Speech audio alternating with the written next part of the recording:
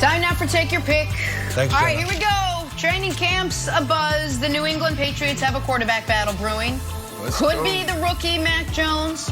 Could be the vet Cam Newton.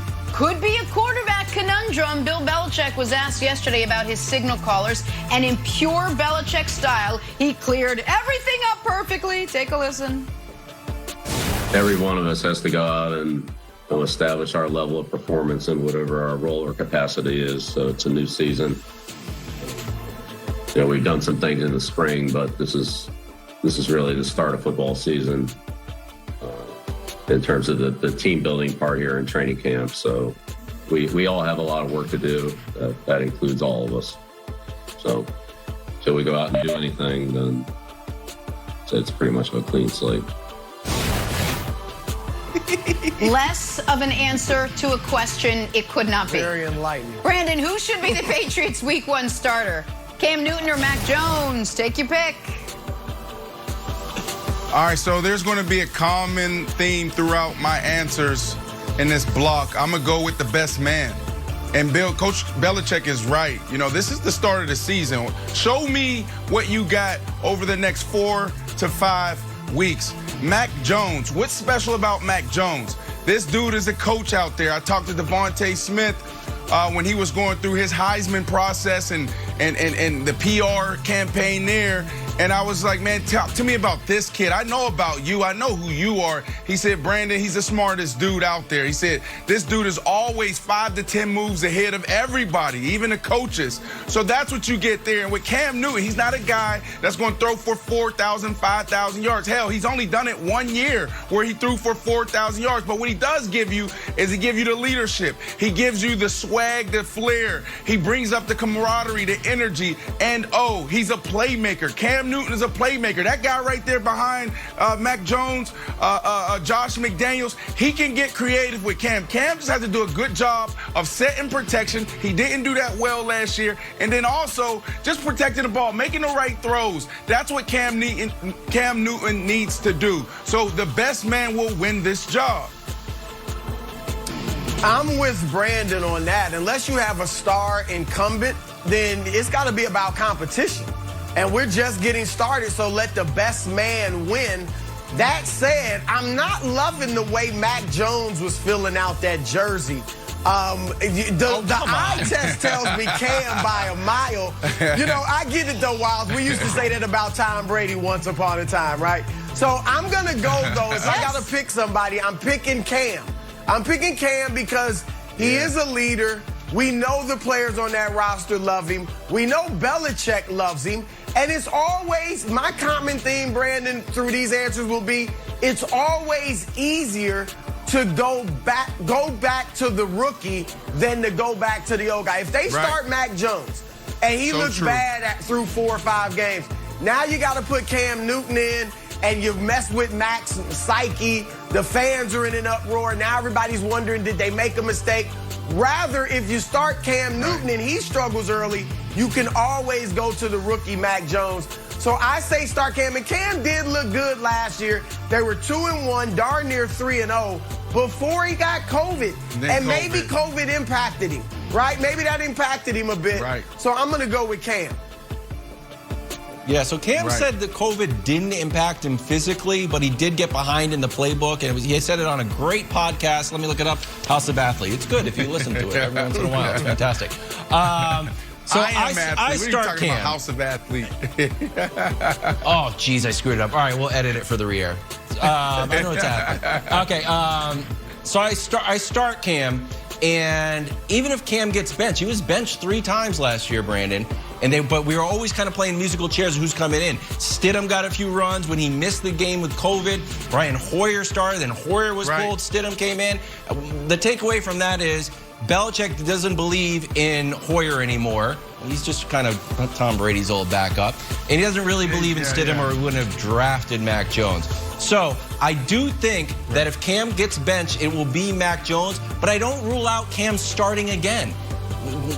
Belichick really likes Cam, and I think he wants to take time and sort of run the Alex Smith-Mahomes play with here. Like, let Cam play for as long as possible. Let him play the whole season because we're about winning. Let Mac Jones sit and see what Cam can deliver. So I'm pro Cam.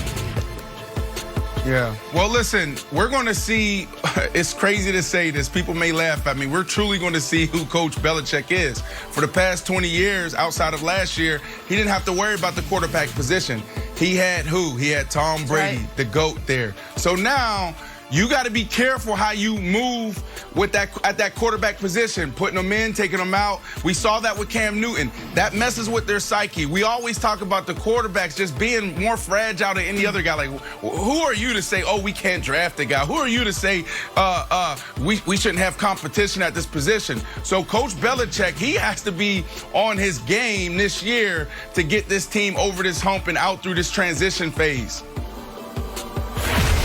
That's a good point, Brandon, about Belichick not having to have made that decision the last couple of years. Head out west to San Francisco now, where camp is opening, but rookie quarterback Trey Lance still unsigned, which means Jimmy Garoppolo remains QB1 for now. His head coach Kyle Shanahan talked about his quarterback yesterday. Take a listen.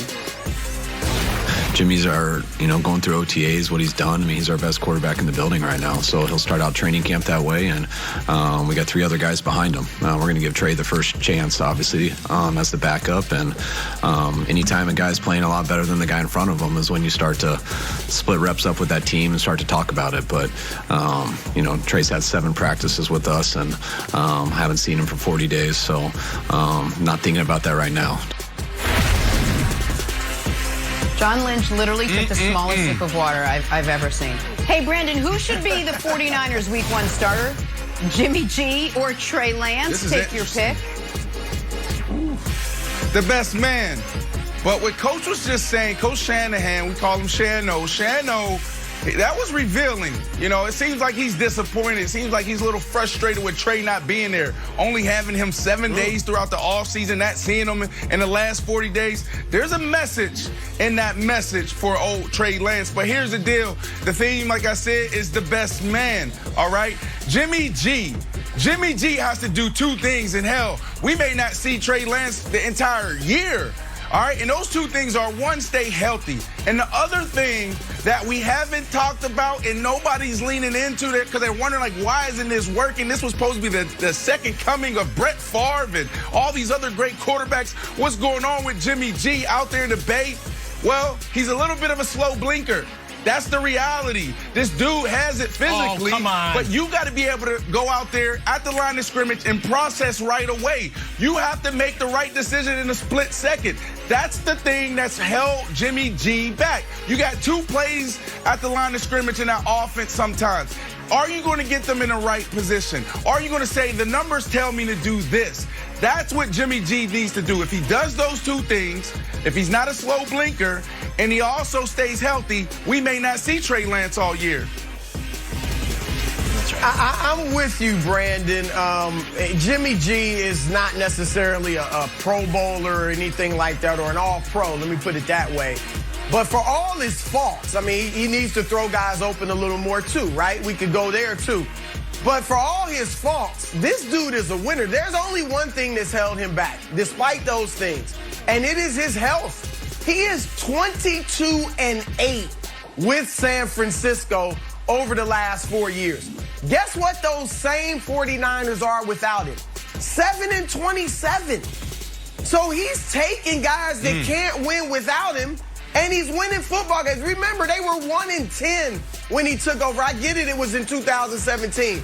But he went 5-0 immediately. This dude, there's something about him. He's a winner. They're a Super Bowl team when he's there, and they're an also-ran when he's not. And that's with the Wonder Boy, Kyle Shanahan, as the head coach all those years. So to me, this is not a question. We know who the best man is. The best man is Jimmy Garoppolo. He should be the starter, period. Thank you. Hold on, real quick, Wiles, because I know you're about to, listen, you're about to bounce off. No, stop it. Because I know exactly where you're going. Then why are they flirting? Why did they flirt with Tom Brady? Why did they flirt with Matt Stafford, huh? That's the one reason, Brandon. You know that he can't stay healthy. That's it. All right, Right. can I throw a wild card in there? I would like to plant a seed. And maybe it grows to be a beautiful flower, but maybe it just dies in the soil. But it's a seed of a take, so I'm planting this seed. What if Aaron Rodgers next year says, you know what? I said it after draft day. San Francisco is always going to be, regret not taking me. Grew up there. I've always wanted to play for the San Francisco 49ers. What if Aaron Rodgers